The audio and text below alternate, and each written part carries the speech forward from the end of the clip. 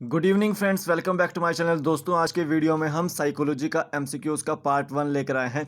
देखिए, ये जो 2018 का पेपर है उसका केमिस्ट्री का सेक्शन जो है वो ख़त्म हो चुका है। अब हम साइकोलॉजी का सेक्शन कर रहे हैं उसका। ठीक है, तो साइकोलॉजी का पार्ट 1 है ये। ठीक है, 2018 का टीजीटी मेडिकल का पेपर है ये।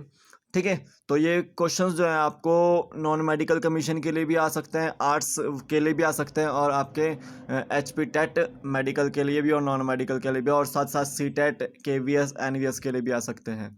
तो ये साइकोलॉजी के MCQs हैं, इनको पूरा का पूरा देखिएगा। इंग्लिश में क्वेश्चन होगा, लेकिन मैं आपको हिंदी में उसको ट्रांसलेट करके बताऊंगा, तो हिंदी वाले इसको पूरा वीडियो को देखें। ठीक है, तो कल एक क्वेश्चन दिया था मैंने आपको कि CrO5 का ऑक्सीडेशन नंबर क्या होता है। तो CrO5 का जब हम ऑक्सीडेशन नंबर कैलकुलेट करते हैं तो उसमें Cr का, क्रोमियम का ऑक्सीडेशन नंबर क्या होता है।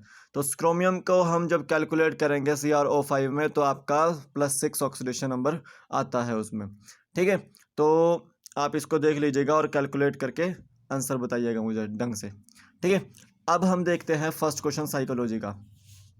देखिए, साइकोलॉजी जो है हमारा जो भी टीजीटी मेडिकल दे रहा है, टीजीटी नॉन मेडिकल दे रहा है, टीजीटी आर्ट्स दे रहा है, उसके लिए बहुत ही लाभदायक है, क्योंकि 25 क्वेश्चन तो कम से कम इसमें से आएंगे ही आएंगे साइकोलॉजी में से। ठीक है, तो यहाँ पर इंग्लिश में है ये क्वेश्चंस, लेकिन मैं आपको हिंदी में उसको ट्रांसलेट करूँगा। ठीक है, तो देखिए फर्स्ट क्वेश्चन है, which system of education was propounded by Mahatma Gandhi. कौन सा एजुकेशनल सिस्टम महात्मा गांधी जी ने प्रतिपादित किया। क्वेश्चन ये है कि कौन सा एजुकेशनल सिस्टम जो है या शिक्षा प्रणाली जो है महात्मा गांधी जी ने प्रतिपादित करी। क्या टीचिंग बाय एक्टिविटीज़, क्या क्रियाकलापों के माध्यम से शिक्षण देना उन्होंने प्रतिपादित किया। क्या टीचिंग थ्रू म्यूज़िक, क्या संगीत द्वारा टीचिंग शिक्षण को प्रतिपादित किया उन्होंने। क्या टीचिंग थ्रू मेडिटेशन को प्रतिपादित किया इन्होंने, यानी कि चिंतन द्वारा शिक्षण को प्रतिपादित किया। क्या ऑल ऑफ दीज। तो देखिए, ये चारों ही उन्होंने, तीनों ही ऑप्शन उसमें सही थे, तो ऑल ऑफ दीज इसका आंसर होगा। तो जो महात्मा गांधी की जो एजुकेशनल सिस्टम थी या शिक्षण प्रणाली थी दी हुई, तो उसमें क्रियाकलापों के माध्यम से भी उन्होंने शिक्षण को योगदान दिया, संगीत के माध्यम से भी शिक्षा को योगदान दिया, और उसी तरह से चिंतन द्वारा भी शिक्षण को योगदान दिया गया। तो इसका ऑप्शन डी, इसका ऑल ऑफ दीज इसका आंसर होगा। नेक्स्ट क्वेश्चन है, education of child really begins. वास्तव में जो बच्चे की एजुकेशन होती है या शिक्षा होती है वो कब स्टार्ट होती है। तब होती है जब वो जन्म लेता है, यानी कि वंस ही अटेक्स बर्थ। तब होती है जब वो 3 साल की उम्र एज ग्रहण कर लेता है। तब होती है जब वो नर्सरी स्कूल में चल जाता है। ठीक है, या तब होती है वो जब वो बोलना सीख जाता है। तो देखिए, जो शिक्षा होती है ना बच्चे की, वो जन्म से स्टार्ट हो जाती है। ठीक है, बच्चा जो है कुछ ना कुछ ग्रहण करना स्टार्ट कर देता है, तो वो ग्रहण करना क्या होगा, वो एक शिक्षा ही होगी। ठीक है, तो वो जन्म से ही स्टार्ट होती है, तो ऑप्शन ए इसका राइट आंसर होगा। और सबसे पहली टीचर जो होती है वो माँ बाप होते हैं, यानी कि माँ होती है, फिर उसके बाद परिवार होता है, फिर आपका अध्यापक होता है। ठीक है, तो सबसे पहला टीचर कौन हुआ, माँ। ठीक है, तो एजुकेशन जो बच्चे की होती है वो जन्मजात ही स्टार्ट हो जाती है। नेक्स्ट क्वेश्चन देखते हैं, the concept of Sanskritisation was first used by. जो संस्कृतिकरण का कंसेप्ट था वो किसके द्वारा दिया गया था। संस्कृतिकरण का, क्या MN श्रीनिवासन द्वारा दिया गया था, क्या S राधाकृष्णन द्वारा दिया गया था, क्या कार्वे द्वारा दिया गया था, क्या कौटिल्य द्वारा दिया गया था। तो देखिए, जो संस्कृताइजेशन का या फिर संस्कृतिकरण का जो कंसेप्ट था वो MN श्रीनिवासन द्वारा दिया गया था, MN श्रीनिवास द्वारा दिया गया था। ऑप्शन ए इसका राइट आंसर होगा। ठीक है, अब यहाँ पे कौटिल्य दिया हुआ है, कौटिल्य का नाम है विष्णुगुप्त। ठीक है, और ये चंद्रगुप्त मौर्य के समय पे था। ठीक है, उनका प्रधानमंत्री। ठीक है, और डॉक्टर S राधाकृष्णन आपके फर्स्ट जो आपके वो उपराष्ट्रपति। ठीक है, और सेकंड राष्ट्रपति थे। ठीक है, इसको देख लेना, तो याद रखें इसको।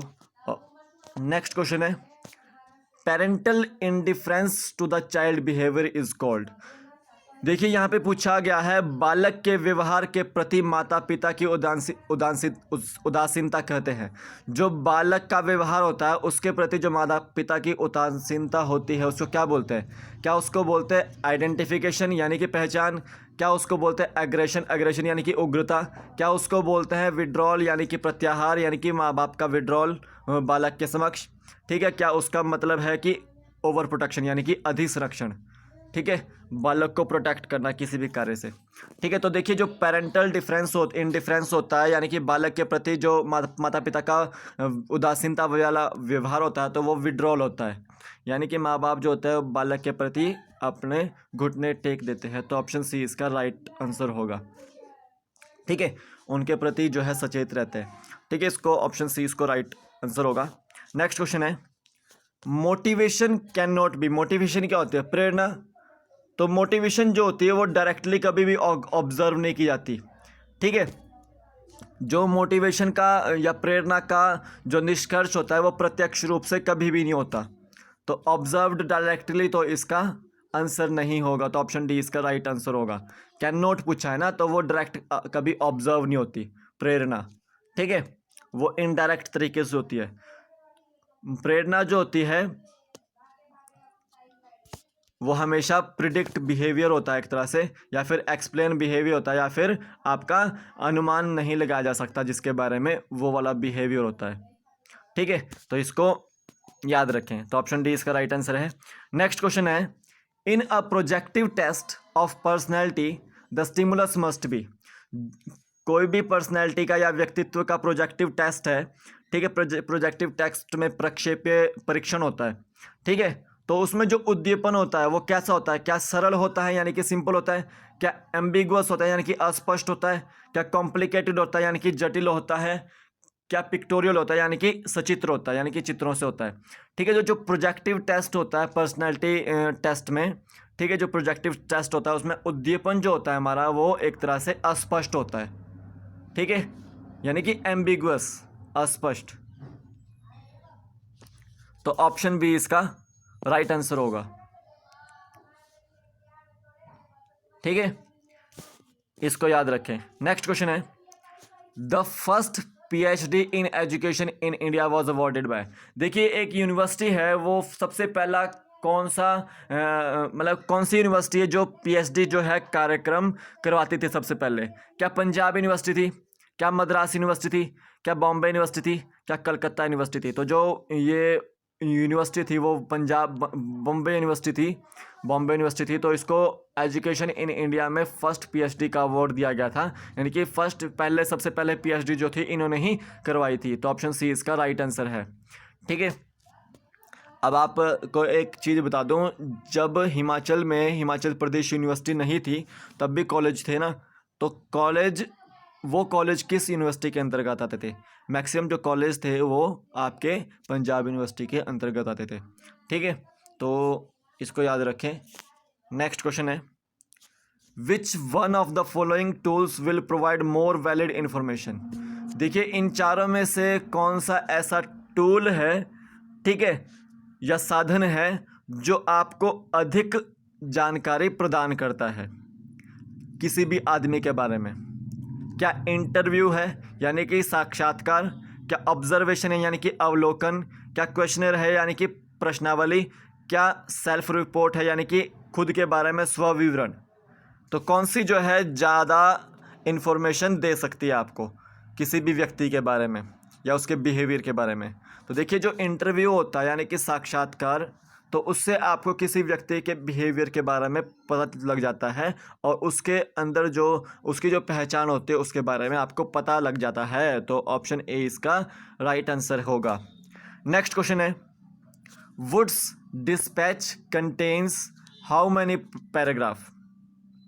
देखिए वुड्स डिस्पैच एक एजुकेशन सिस्टम ही था एक तरह से, 1854 में ये आया था।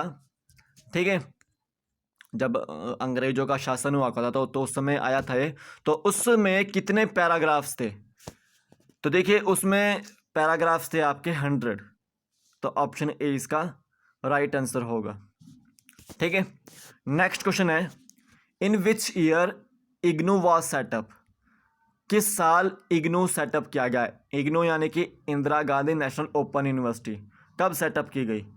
तो वो की गई सेटअप आपकी 1985 में।